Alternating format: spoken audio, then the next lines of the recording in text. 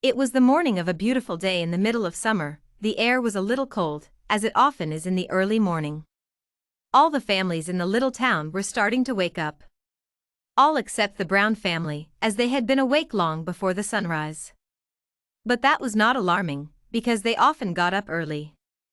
This day started out normal for the people of the little town, but little did they know that they would run into a big surprise later. It all started when a little girl named Violet Cody woke up. She had brown hair, brown eyes, and was 7 years old. Violet had longed for something exciting to happen for a long time. Nothing ever happens around here, she thought. I wish I could make something happen. Violet got out of bed and had her usual breakfast of oatmeal. While she ate, Violet racked her brain for ideas of how to make something happen. After breakfast, she got dressed in shorts and a t-shirt. Then, after getting dressed, she read a book about fairies.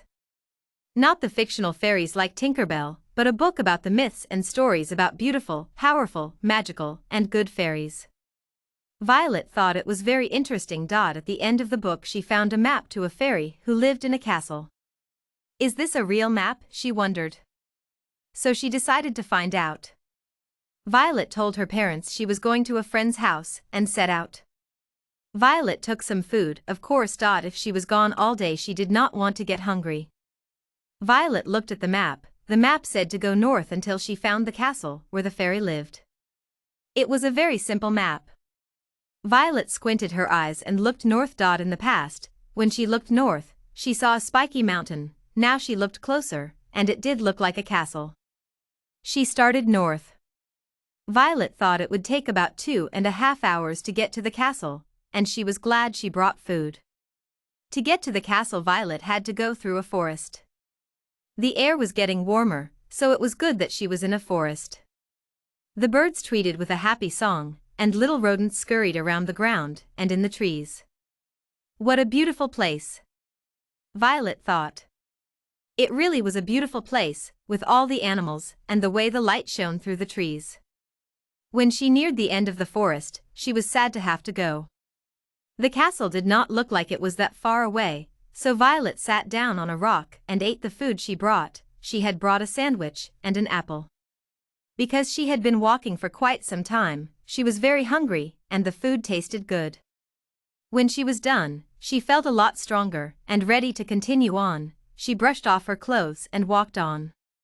The ground on the last part of the journey to the castle was flat and treeless, but it had a lot of soft grass. Before she walked across the field, Violet lay down in the soft grass for a minute. The grass had looked so soft, Violet had just wanted to see what it felt like. It had felt wonderful and not one bit itchy. She did not want to get up, but she told herself, I must keep going if I want to get to the castle soon.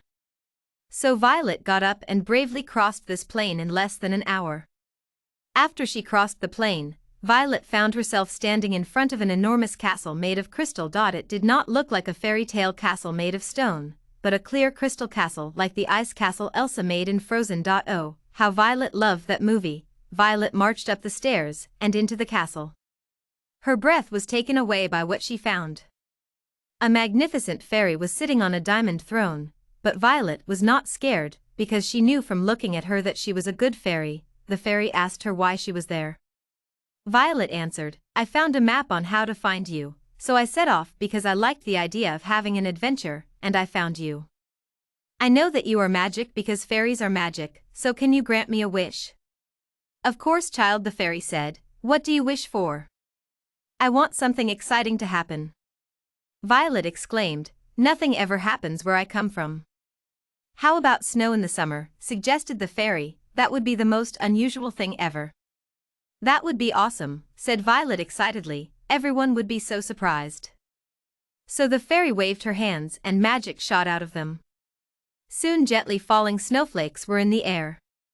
Thank you, fairy, said Violet. I should be getting home now or my parents will be worried. Go then, said the fairy. While Violet started home, the residents of the small town saw the snow. Everyone was astonished. Snow in the summer that is not cold? It is physically impossible. How did this happen? They exclaimed. Meanwhile, Violet was walking back home. She was loving the snow. It was the perfect snow too. Soft, fluffy, and not one bit cold, Violet took her time walking home.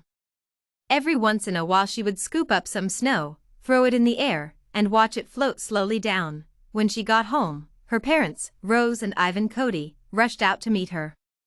They asked her how her friend was. Then Violet told them all about her adventure, from finding the map to traveling home again. Her parents were very surprised. "Violet, why didn't you tell us about this?" they exclaimed. Violet answered, "Because I didn't want you to stop me from going." "That is okay," said her parents, "just tell us when you go on your next adventure, okay?" "Okay," Violet promised. Violet kept her adventure a secret from everyone except her family. So no one ever knew, except Violet and her family, knew why it snowed in the middle of summer. The end.